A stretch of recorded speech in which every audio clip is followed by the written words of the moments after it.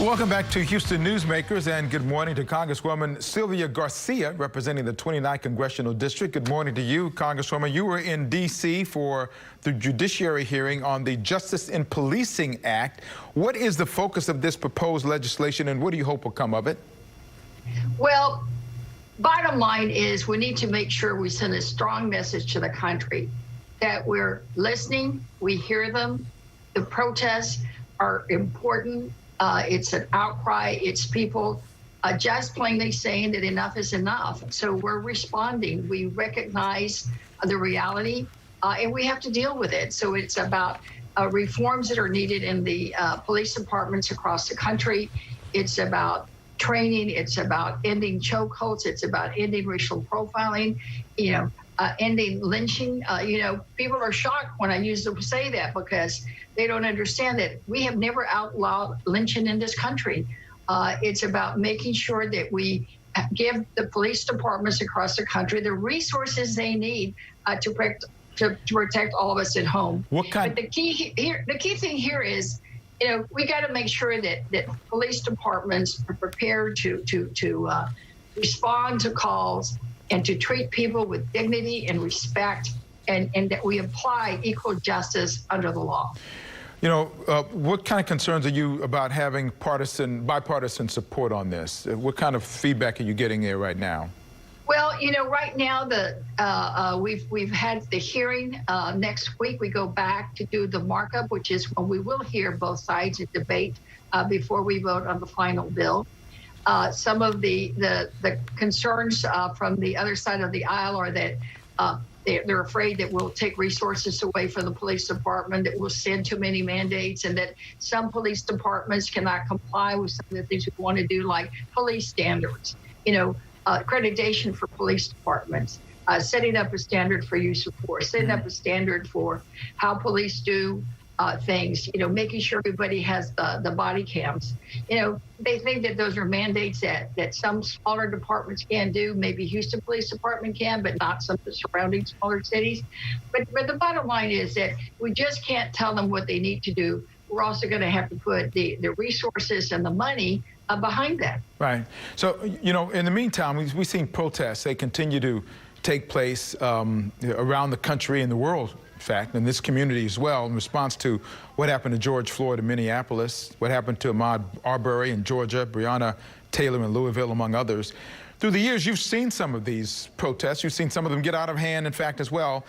But in the end, what do you hope protesting will lead to? What next after the protesting is done? Well, I think it'll lead to the bill that we're doing now, and I think it's it's led to a lot of people, kind of finally listening. I sense from all over the country that it's more than just what I would consider the usual activist protesters. I mean, when you look at the, what was it, 60,000 people here in Houston that were there. I mean, it was a cross-section of our city. It was not just African Americans. It was Mexican Americans, Latinos like myself. It was Asian Americans. It was black and white. It was young and old. People don't like what they saw. They don't want anybody being treated the way that George Floyd was. I mean, we all have, I think, by and large, a very strong feeling that we're all God's children. We were raised with that value, and George Floyd was not treated as the child of God that he is. Right. And if that were one of us, we would find it abhorrent. We would rise to the occasion and fight for our families. And that's what this is about. Yeah. This is a family that's been grieving. This is a family that needs to closure, and this is a family that needs to know that justice will be done for them, and that we do everything we can to ensure that when we say that Pledge of Allegiance, and we say, and with justice for all, it means all of us. I want to remind everybody, we're going to do a Newsmakers Extra with you because we always don't have enough time to talk about these things. So we have a Newsmakers Extra. You'll be able to see that on our clicktohouston.com website. Before we go to that, though, I want to talk about your concerns about COVID-19 numbers here in Texas. The numbers seem to be going up again. House has passed another stimulus act for $3 trillion in benefits. There were 208 votes, only one Republican. What's the point of all that? When you have that kind of partisan vote and it's dead on arrival in the Senate, how do you move from where you have almost no Republican support now, even though it passed the House, but it's not going anywhere in the Senate?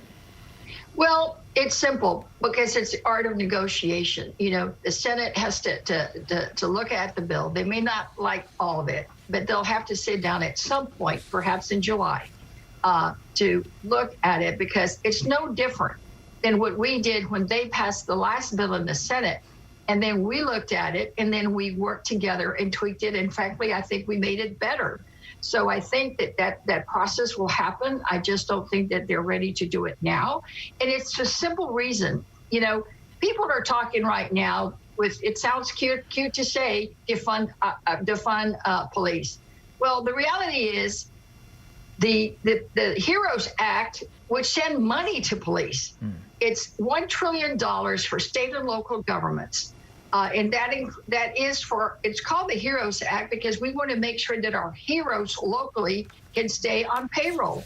Who are our heroes? Police, fire, garbage workers.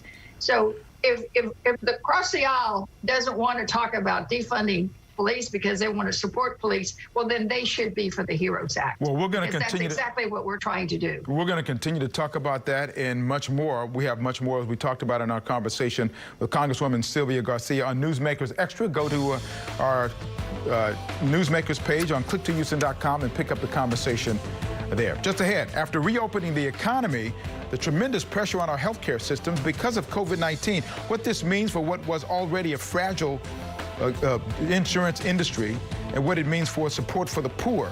The president of the Episcopal Health Foundation is here with eye-opening information. That's just ahead.